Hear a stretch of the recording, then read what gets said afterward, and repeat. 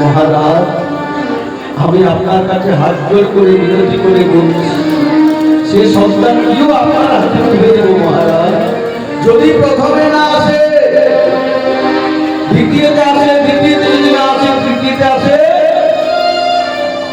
বসুদেব বলছে, মহারাজ, আমি আপনার কাছে হাত জোর করে বিনতি করে শপথ করে বলছি, শুধু প্রথম নয়, প্রথম থেকে শুরু করে অষ্টম পর্যন্ত যখনই দৈবকীর কোন সন্তান বা সন্ততি জন্ম নেবে আপনার হাতে তুলে দেব মহারাজ। তাও আপনি দৈবকীকে প্রাণে বর্ণনা করবেন না। ঠিক আছে, তোমার কথাই রাখবো, কিন্তু দৈবকী যখন সন্তানগুলোকে জন্ম দেবে, মা ওই সন্তানের মুখগুলো দেখবে, তখন কি আমার হাতে তুলে দিতে চাইবি বলো? ঠিক আছে, একটা শর্ত আমি তোমাদের ছেড়ে দিতে পারি। কি শর্ত? না, আর আমার বোনের শ্বশুর বাড়ি যাওয়া হবে না, এক্ষুনি যেতে হবে মথুরাতে, বন্দি করবো আমার নির্জন কারাগারে। কতদিন? না, যতদিন না প্রথম থেকে শুরু করে অষ্টম পর্যন্ত প্রত্যেকটি ছেলে আমার চোখের সামনে না ধরা দেয়। এটি বলে বাবা যুধিষ্ঠির জীবনকে করে খণ্ডন। শুভদিন, শুভরাত্রি। কত আনন্দ করে যাচ্ছিল মা শ্বশুর বাড়ি, মাঝ রাস্তা থেকে ফিরে এসে স্থান হলো কোথায় গো? কংসের নির্জন কারাগারে। আজ দৈবকী বসুদেব কারাগারে কারান্বিত, অদ্ভুত নয়নে বুক ভাসিয়ে ভাসিয়ে ভগবানকে ডাকছে, কি এমন অপরাধ করেছি তোমার চরণে, এত কেন কারাগারের যন্ত্রণা? দৈবকী বসুদেব কাঁদছে বাবা, আর পদকর্তা মাধব দাস করম দিচ্ছে, আজ মথুরাতে কংসের কারাগারে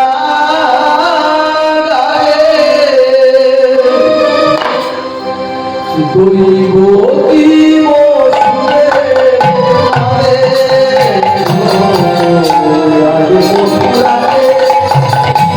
কংস কারাগারে দেবকী বসুদেব কানে গো।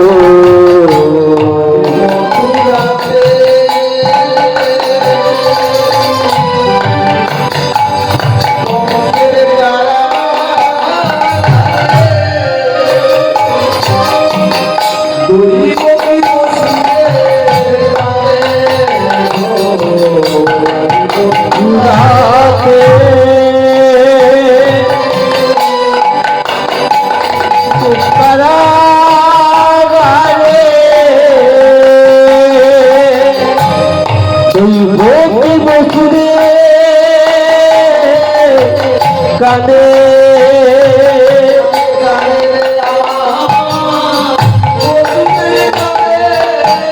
কানে রে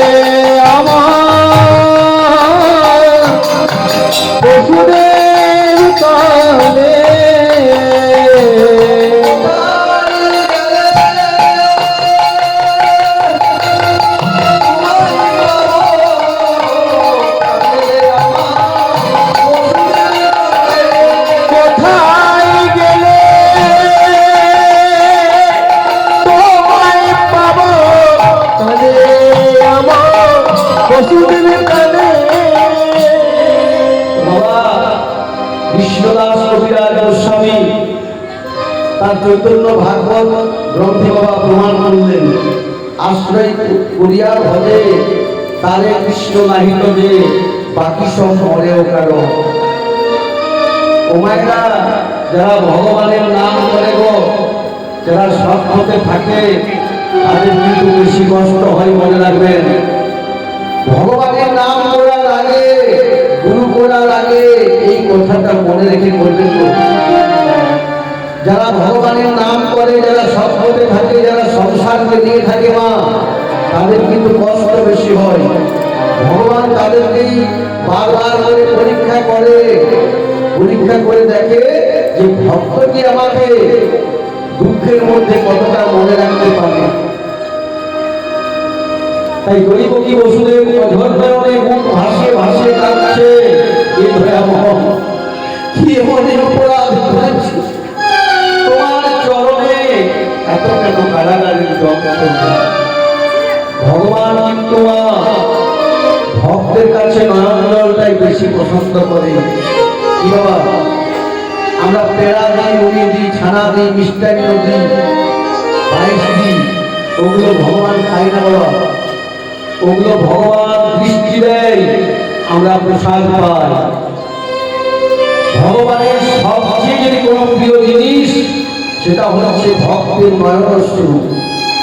যদি কোনো ভক্ত নয়ন জলে মুখ ভাসিয়ে হা গোবিন্দ বলে একবার গোবিন্দকে অশ্রুজল নিবেদন করতে পারে, সেইটা কিন্তু গোবিন্দ গ্রহণ না করে থাকতে পারে না।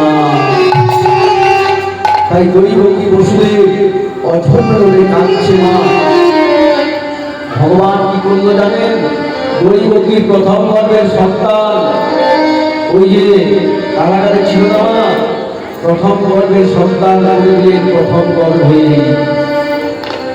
1-2-3 করতে করতে 10 মাস পূর্ণ হলো, গরিবীর প্রথম সন্তান জন্ম হলো। নাম কি জানেন? হ্যাঁ গো, কীর্তিমন্ত, মনে রাখবেন মায়েরা। এখানে অনেক ভক্ত আছে বাবা, যারা সারা বলি করেন, সৃষ্টি মাহাত্ম্য করেন। সপ্তম গর্ভের সন্তান বলরাম, এই দুই নামে অনেক জানেন। অষ্টমের সন্তান কৃষ্ণ। কিন্তু আজকে আপনাদেরকে আমি প্রথম থেকে শুরু করে অষ্টম পর্যন্ত প্রত্যেকটি ছেলের নাম বলবো, দয়া করে আপনারা একটু মনে রাখার চেষ্টা করবেন। এই দেখুন, গরিবী প্রথম সন্তান জন্ম হলো, কি নাম বললাম মায়েরা? কীর্তিমন্ত। কি গো, তাই কি করেছে দেখুন, বসুদেব 3 সত্য করেছে মা, যে যখনই আমাদের সন্তান বা সন্ততি হবে অংশের হাতে তুলে দেবে। তাই সত্য যাবে সন্তানটিকে কোলে লয়ে বসুদেব 3 সত্য করে বাবা চলে যাচ্ছে কোথায়?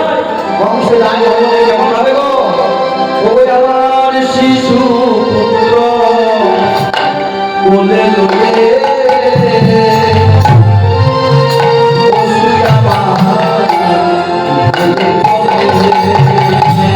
শিশু পুত্র কোলে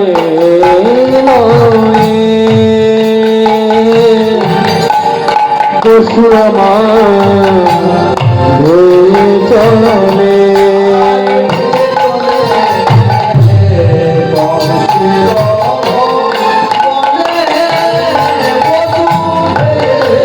চলো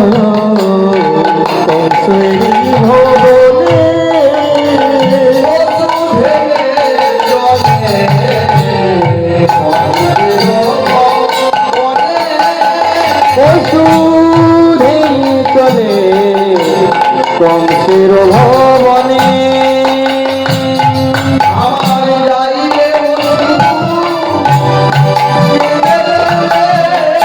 যাইবে পশু কেঁদে কেঁদে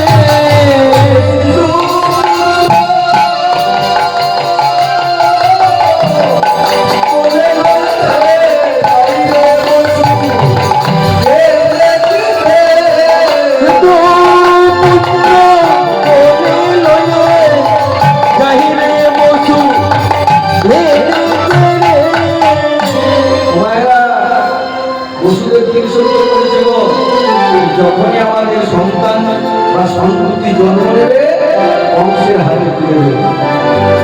অংশের রাজ ভবনে গিয়ে দাঁড়িয়েছেন বসুদেব সন্তানটিকে নিয়ে, আর যেই না দেখেছে অংশ বলছে, এটা কে বলে গো, এটা কে? দিন আমাদের প্রথম সন্তান, আপনাদের কথা দিয়েছি।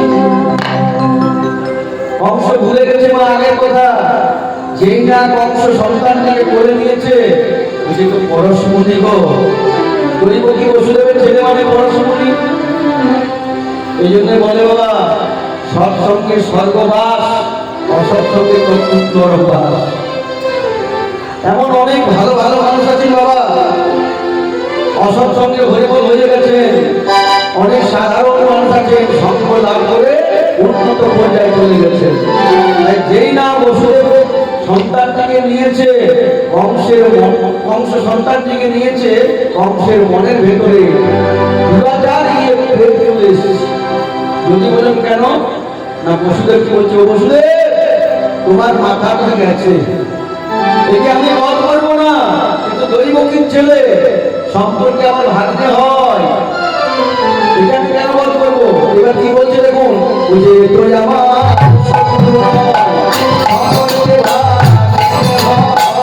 এ তো আমার শত্রু নয়, সম্পর্কে ভাগিনে হয়।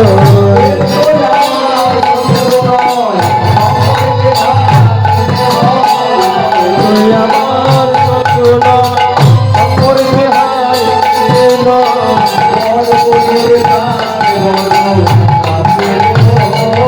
আর বড় করিতে কান বড় কানে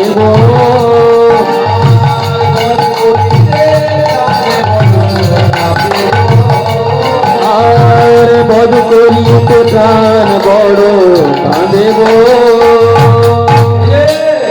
যাও যাও বসু হয়ে যাব, এই তো আমার ভাগ্নে হয়, যাও যাও বসু হয়ে যাব। বসুদেব প্রভাব হয়ে গেছে বাবা। কংস রাতারাতি কি হলো রে? এত বড় দুরাচারী, এত বড় পাপাচারী, যে বলেছিল প্রত্যেকটি সন্তানকে বধ করবো, এখন দেখছি প্রথমটাকে ভাগ্যে বলে ফিরে দিচ্ছি। যাক ভালো হলো। দৈবকীকে গিয়ে বলছো, দৈবকী তোমার দাদা দুরাচারী পাপাচারী ভালো হয়ে গেছে। সন্তান নিয়ে মা দৈবকীর মনে আনন্দে ভরে উঠল, কিন্তু এই কিন্তুটি হচ্ছে বাবা সব থেকে সমস্যা। সন্তান নিয়ে দৈবকীর মনে আনন্দে ভরে উঠল, কিন্তু সৎরার যে মা নিরানন্দ হলো। যদি বলেন কেন না, হ্যাঁ বাবা, মহারাজ কংস দৈবকীর সন্তানগুলোকে একের পর এক যদি বধ করে, তবেই তো দৈবকীর অষ্টম গর্ভে আসবে কৃষ্ণচন্দ্র গোবিন্দ। কি গো মাহেরা, এখন যদি প্রথম দিকেই রয়ে যায়, এরপর তৃতীয় ভগবানের আশাতে হবে না। দেবতারা মিলে নারদকে ডাকে, নারদ এসেছে, কি করতে হবে? তোমার একটা কাজ আছে না? কি কাজ? না একবার কংসের রাজভবনে যাও, কংসের মনে সুমতি হয়ে গেছে, ওই সুমতিটাকে হরণ করে কংসের মনে কুমতি দিয়ে, কংসকে দিয়ে দৈবকীর প্রথম সন্তানটিকে বধ করাও, না হলে আমাদের কৃষ্ণচন্দ্র গোবিন্দের ধরাধামে আসতে নারদ বলছে, এইটুকু এই কাজগুলো আমি বেশি করি, ঝগড়া লাগানো, অশান্তি ঘটানো, এই কাজগুলি আমার। তাই নারদ শুধু পুরাণে নেই বাবা, ওরা কিন্তু আপনাদের গ্রামে মাছ, আর আমার ভাগাবান গ্রামে মালিমা, এই নিশা ভাগাবান, আমাদের ভাগাবানের মাছ সবই নারদ আছে। যখনই কোনো ভালো কাজ করবো পেছনে লেগে যাবে, গ্রামে যখন কীর্তন হবে সামনে আসবে না, কীর্তন যখন পার হয়ে যাবে হিসাবে বলবে ভুল হয়েছে। তো এরকম নারদ বাবা প্রতিটি গ্রামেই থাকে, ওগুলো কিছু মনেই করবেন না, কারণ স্বয়ং ভগবানকে জোগাই মাথায় বেড়েছে মা, চাপাল গোপাল কত কিছু করেছে, ভগবান কিন্তু নাম প্রচার করেই গেছে, আর ওরা ছিল বলে কাজটাও কিন্তু ভালো হয়েছে। তাই দেখুন নারদ আসতে কেমন ভাবে আসছে গো, আজি এত বলি আসে নারদ ভাবে নারায়ণ, এত বলি আসে নারদ ভাবে নারায়ণ।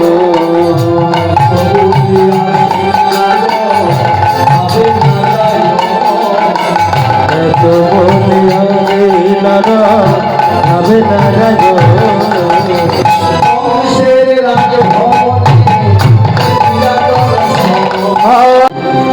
দয়া করে নাতিপুতিদের নাম, ছেলে মেয়েদের নাম যা মনে চাইবে দিয়ে দেবেন না। এখন তো মায়েরা টিভিতে অনেক সিরিয়াল, যে নামটি পছন্দ নিজের ছেলের নাম লিখতে দিলেন, নামকরণ সাধারণ জিনিস নয় মা, নামের একটা মহিমা আছে, মহাত্ম আছে। যদি নামকরণটা সাধারণ জিনিস হতো তাহলে নামকরণ, অন্নপ্রাশন, ব্রাহ্মণ ডেকে, লোকজন ডেকে, কুটুম্ব ডেকে এত কিছু করে অনুষ্ঠান করতে হতো না। আমার একটা ছেলে আছে, আমার ছেলে, আমি ছেলেটার নাম দিচ্ছি রামকৃষ্ণ। আমার কথাটাই বলছি, আপনাদেরকে বুঝানো। আমি আপনাদের আশীর্বাদে বৈষ্ণবের ছেলে হয়ে আমার 9 মাস স্নান করে 3 মাস বাড়িতে থাকি, 3 মাসও থাকি না। যাই হোক, এই আষাঢ় শ্রাবণ ভালো আসি, এই মাসগুলো একটু কীর্তন কম হয়তো। যাই হোক, 3 মাস বাড়িতে থাকি, টাকা পয়সা নিয়ে গান করি বাবা, কিন্তু 9 মাস আমার মুখে ওই কৃষ্ণ নামটা তো হচ্ছে। কি গো ভাইরা, আমি দেখলাম 3 মাস বাড়িতে থাকবো, নাম করার সুযোগ হবে না। আমি ছেলেটার নাম দিয়েছি রামকৃষ্ণ। আমি ছেলেটাকে বলবো রামকৃষ্ণ খেয়ে নে, রামকৃষ্ণ বলতে বস, রামকৃষ্ণ স্নান কর। আমি ছেলেটাকে বলবো, কিন্তু রাম আর কৃষ্ণটা আমার মুখে উচ্চারণ হবে কি বলো? দেখবেন আগেকার দিনে ছেলে মেয়েদের নাম ভোলানাথ, রঘুনাথ, শম্ভুনাথ, মাধব, কেশব, গোপাল, গোবিন্দ, লক্ষ্মী, সরস্বতী, গণেশ, কার্তিক। কেন দেখো মায়েরা কি চাই? হ্যালো, ওদেরকে ডাকাও হবে আর ভগবানের নামটা করাও হবে। এখন আমার স্ত্রী মা আমার ছেলের নাম চেঞ্জ করে দিয়েছে, অপরাধ নেবেন না। নাম দিয়েছিলাম রামকৃষ্ণ, নাম দিয়ে দিয়েছে বাপ্পা ভাই। আমাকে বলছি যখন তুমি বাড়িতে আসবে এই নামটাই বলবো। আগে বলতাম রামকৃষ্ণ রামকৃষ্ণ, এখন বলি আয় বাপ, আমার ঘরে ঢুক। বাবাই নামটা খুব ভালো নাম, মনে রাখবেন। ডাক নাম যা ইচ্ছা দেবেন, কিন্তু নামকরণটা একটু ভালো করবেন। তাই বলে যেমন নাম তেমন কাজ। নারদ মানে নারদ, নারদ দিতে হবে।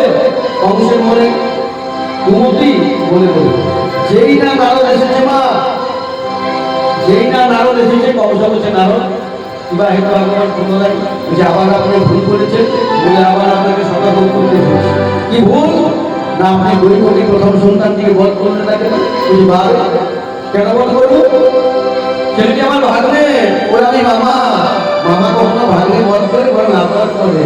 বুঝি ওরে নারদে দেখছি, অংশে দেখছি ভালোই সুমতি হয়েছে। সুমতি দেব কি করে?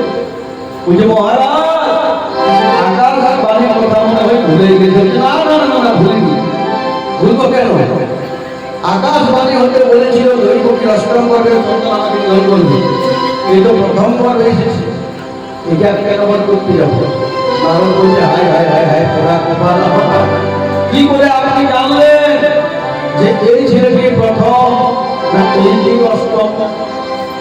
এমনও তো হতে পারে যদি আপনাকে নিধন করার জন্য অষ্টম পর্বে ছেলেটি প্রথম পর্বে হরি বল। যদি বাড়াতে চান তো একের পর এক নারদ কি করে বলে দিতে হবে যে একের পর এক শেষ করে দিল। নারদের কাল হয়ে গেল, অসৎসঙ্গ করা হয়ে গেল। যেই না নারদ চলে গেলেন, মহারাজ কংস মনে মনে চিন্তা করলেন নারদ ঠিকই বলেছে। সঙ্গে সঙ্গে মন্ত্রী জানো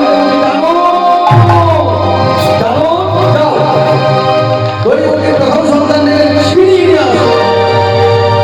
আচ্ছা বলুন তো মায়েরা, কি নাম বলেছিল প্রথম সন্তানের?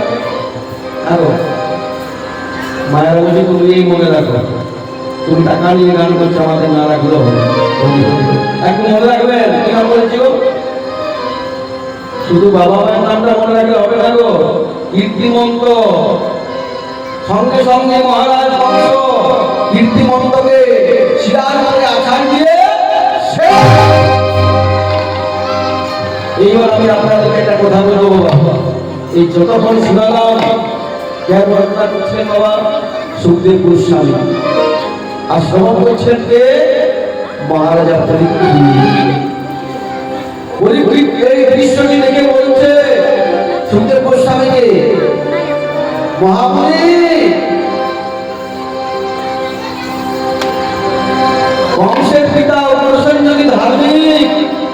ছেলেটা এত কেন অধার্মিক, একটা ভাগ্নে ছেলেকে মেরে দিল। বলেছিলাম বাবা যে পালাতে বলবো কংস কেন অধার্মিক। ও মায়েরা, একদিন কংসের মা কি নাম বলেছিল?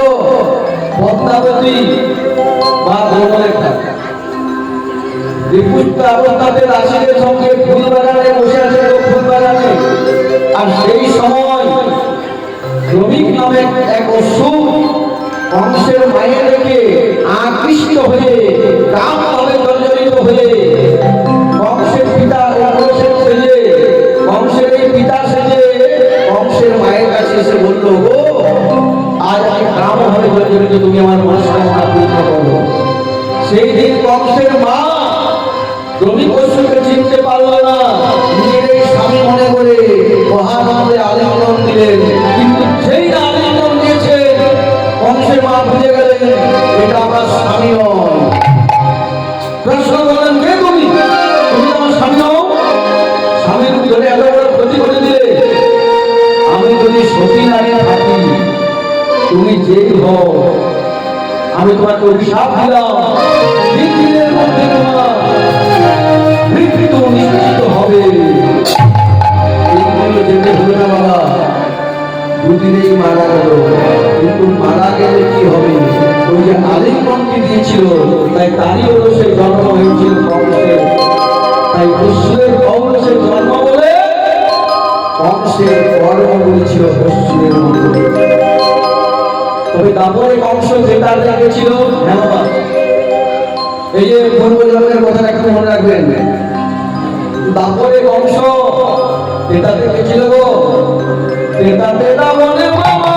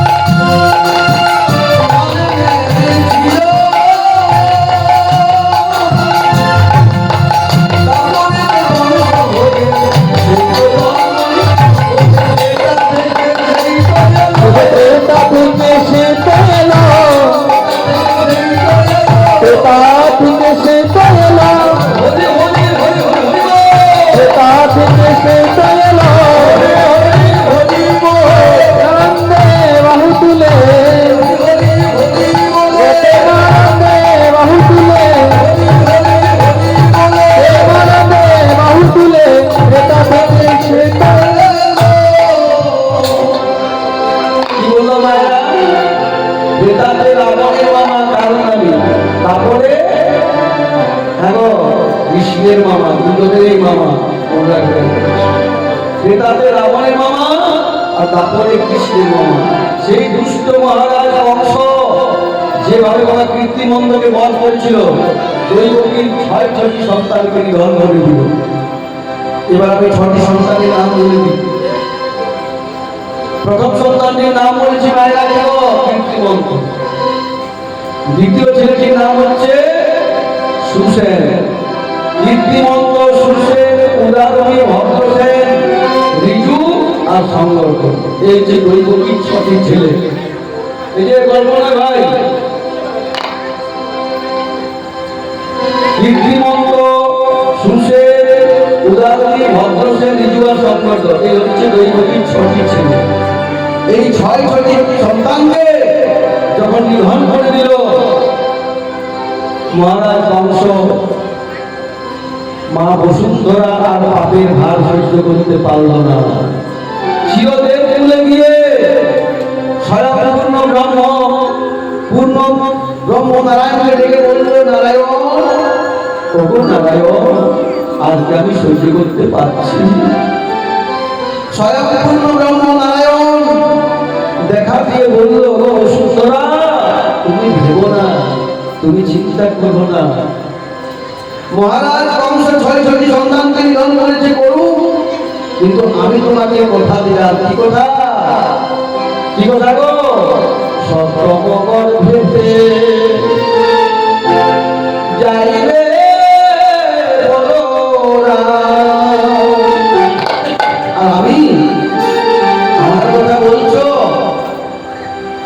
বসুন্ধরাকে বলছে বাবা মহারাজ কংস ৬টি সন্তানকে নিধন করেছে করু, কিন্তু আমি তোমাকে কথা দিলাম। কি কথা?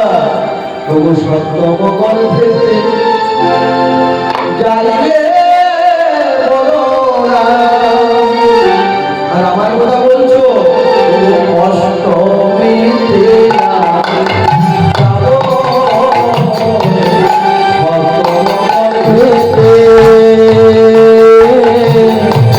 যাইবে বলরাম, অষ্টমীতে আমি যাব।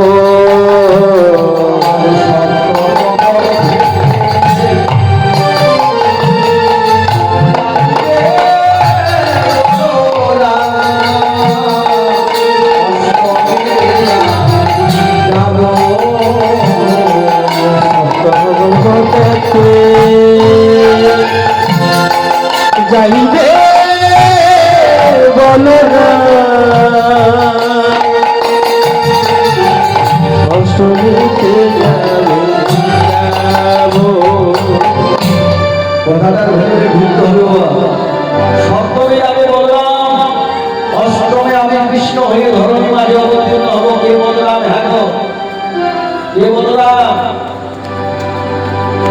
সপ্তমে যাবে বলরাম, অষ্টমে আমি কৃষ্ণ হয়ে ধরণী মাঝে অবতীর্ণ হবো। কে বলরাম?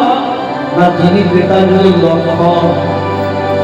মাগো, রাম ছিল বড় ত্রেতাতে, লক্ষণ ছিল ছোট।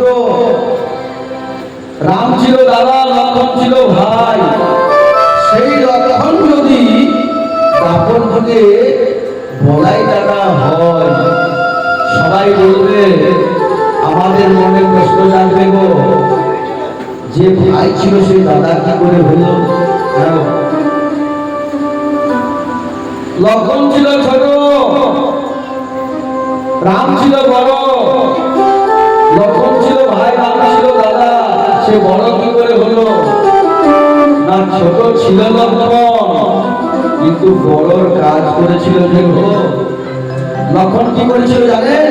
এই যে বাবা, যেদিন রামচন্দ্র বনে গিয়েছিলেন, রাম গেলেন বনে, লক্ষণ গেলেন বনে, সীতা দেবী গেল রামের সনে। কিন্তু লক্ষণের স্ত্রী উর্মিলা কি গেল তার সনে আসতে? এই কোটি টাকার প্রশ্ন বাবা। রাম গেল বনে, লক্ষণ গেল বনে, সীতা দেবী বলছি চলো আমি তোমার সঙ্গে যাব, আমি তোমার সেবাটা কি করবো। আরেকটা কথা আপনাদেরকে বলে দিই, যেদিন রামচন্দ্র বনে গিয়েছিলেন বাবা, ভরত ছিলেন মামা বাড়িতে, আর লক্ষণের ছিল সেদিন মা অষ্টমঙ্গলা। লক্ষণের স্ত্রী উর্মিলা এত সুন্দরী ছিল যে সীতা তার ধারে কাছে ছিল না, এত সুন্দরী। লক্ষণ কি করেছিল জানেন? ওই সুন্দরী স্ত্রীটাকে অষ্টমঙ্গলাকে ত্যাগ করে মা ভাই দাদার সঙ্গে রামের সঙ্গে বনে গেল। তাই বলছে রাম গেল বনে, লক্ষণ গেল বনে, সীতা দেবী গেল রামের সঙ্গে, উর্মিলাকে ছেড়ে দিল। হরি হরি বল। সীতা দাদা কি বনবাস হলো? যদি বনবাস হয়তো উর্মিলা কি বাবা, রাম যেখানে যেখানে, সীতা সেখানে সেখানে, সীতা দাদার কি বনবাস? কিছুদিনের জন্য রাবণ সীতাকে হরণ করেছিল মা। রামায়ণে যদি কোনো গুরুত্বপূর্ণ নারী চরিত্র হয় বাবা, সেটা সীতা নয়, উর্মিলা। কিন্তু বাল্মীকি মুনি উর্মিলার জন্য রামায়ণে কোনো জায়গায় হয়নি বাবা, যার এত জায়গা পাওয়ার কথা ছিল। আবার আপনাদেরকে মনে করিয়ে দিই, যেদিন রামচন্দ্র বনে গিয়েছিলেন ক্ষুধা নিবারণ করার জন্য, প্রত্যেকদিন মা 3টি ফল আনতেন। 3টি, একটি ফল ভেজে খেতেন, একটি ফল স্ত্রী সীতাকে দিতেন, আর একটি ফল লক্ষণকে দিয়ে বলতেন, লক্ষণ এনে ধর। দাদা ধরতে বলেছে, খেতে তো বলে না। বলে না দাদা ধরতে বলেছে, খেতে তো বলে না। তাই 14 বছর লক্ষণ বনে উপবাস ছিল মা। 14 বছর নারী মরণ দর্শন করেনি। কি গো, 14 বছর পেরিয়ে গেল। রামচন্দ্র বনের থেকে বাড়িতে এলো, মানে অযোধ্যাতে এলো। লক্ষণের ত্যাগটা বুঝতে পারলো। লক্ষণকে জড়িয়ে ধরে বলছে, লক্ষণ এত বড় ত্যাগ করলি, এত বড় ত্যাগ ভাই ভাইয়ের জন্য করতে পারে না। কে করতে পারে? একজন প্রকৃত। কে করতে পারে? এই যে তুই এত বড় ত্যাগ করলি, এবার থেকে আমি তোকে আশীর্বাদ করলাম, তুই বড় হবি, তুই দাদা হবি। তাই দেখুন কাপড় ধরে লক্ষণকে আগে পাঠাচ্ছে মা। তাই বলে সপ্তম গর্ভেতে, কিন্তু মায়েরা মনকে যদি না শোনেন না বুঝতে পারবেন না। এগুলো হচ্ছে ভজন করতে কথা, খুব গভীরের কথা বাবা। কি বাবা, একটু মন দিতে হবে। এই যে যাদের দিকে লক্ষ্য করছে মা, কথা বলছে, তাদের সঙ্গে সকালবেলা লক্ষ্য পাবে, কথা বলতে পারবেন, কিন্তু এই পালাটাকে পাবে না। একটু মন দিয়ে শুনবে। তাই দেখুন কর্ম কি করেছিল বলে তো মনে হচ্ছে। কি গো, তাই বলছে সপ্তম গর্ভেতে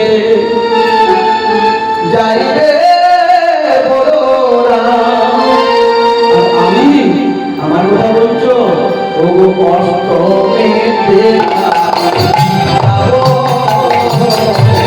সপ্তম গর্ভে।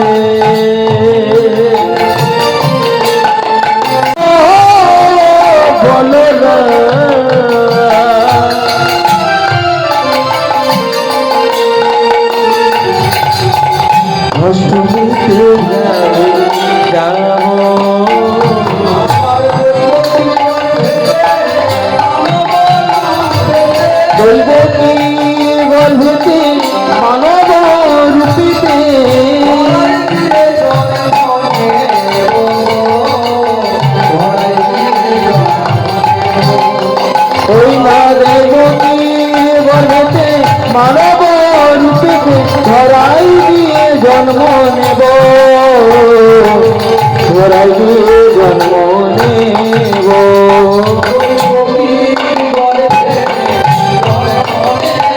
ওই গতির গর্ভে জন্ম নেব।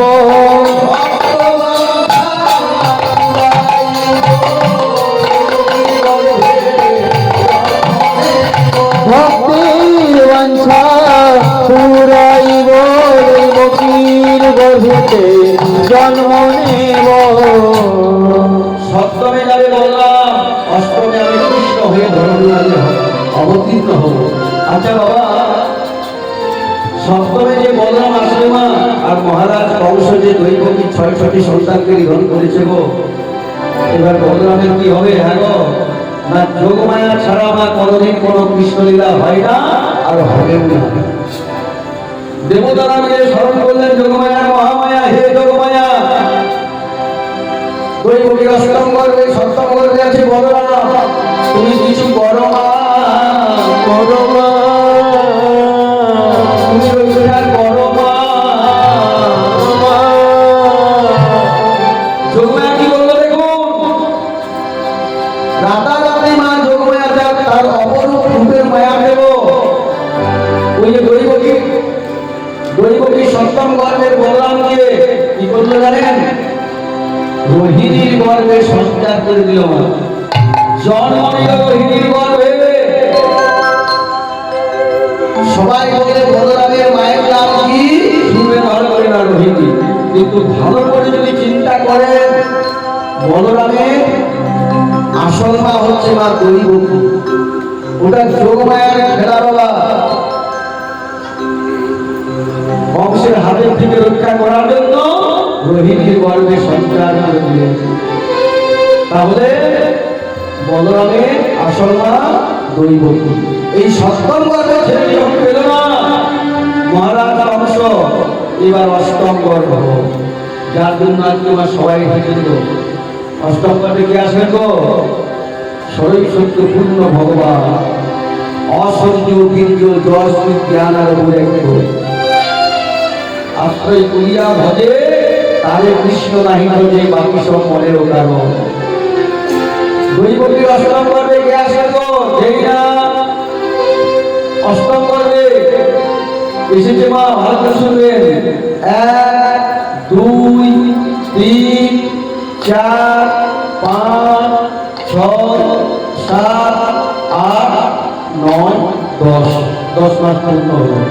10 মাসটা ধরবেন। এক মানে আগো এই যে বাচ্চা ছেলে আছে, এক মানে কি? একে চন্দ্র, সেদিন চন্দ্র হলো উদিত, দুয়ে পক্ষ শুক্ল পক্ষ কৃষ্ণ পক্ষ এক জায়গায় দাঁড়িয়ে গেল। দিনের এক কার আছে মা? দেবাদিদেব মহাদেব পঞ্চাননী। 4 বেদ এক জায়গায় এসে গেল, 5 পঞ্চবান এক জায়গায় মিশে গেল, 6 ঋতু 6টা ঋতু এক জায়গায় মিশে গেল, 7 সমুদ্র, সমুদ্রের মধ্যে রাবণ বলিতে লাগলো, 8 অষ্টবসু ভগবানের দুটি গাইতে শুরু করলো, 9 নবগ্রহ, 9টা করে শান্ত হয়ে গেল মা। 10 দিক, 10 দিক যখন আনন্দে মুখরিত হলো, তখন ধীরে ধীরে ভগবান আসছে। আজকে কোথাকে আসবেন মায়েরা? দেখো আপনাদের গ্রামে, উলবেড়িয়া গ্রামে আজকে আসবে মায়েরা, এখন ধরে দেবেন, ঠিক আছে? কোথা থেকে আসছে গো ভগবান? ও বৈকুণ্ঠ ছাড়িয়া হরি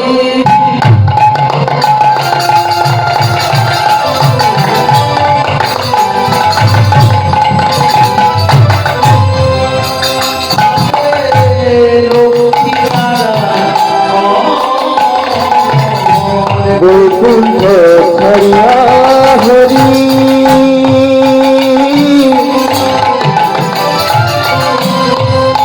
সেদিন লক্ষ্মী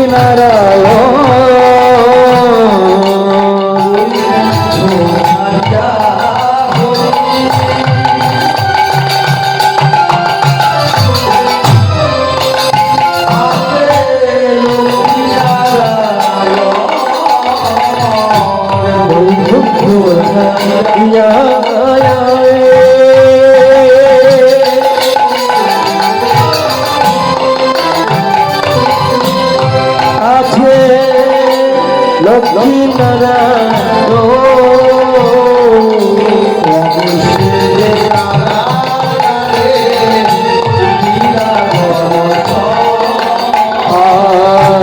বংশের কারাগারে দিলা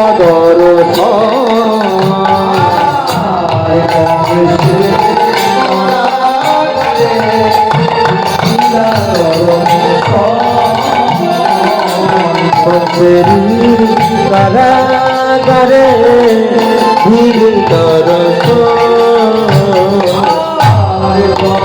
কৃষ্ণ জন্ম নিল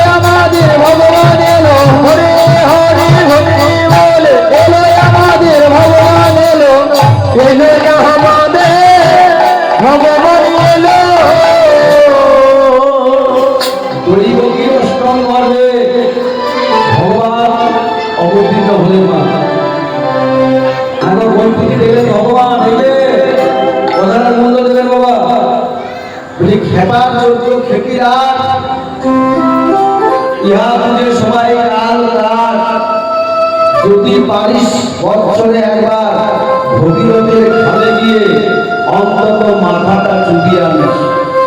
এটা ঘোড়ার মতো বাবা, তোর দাবি কথা খেপার চোদ্দ, এ খেপা গো না দেবাদিদেব মহাদেব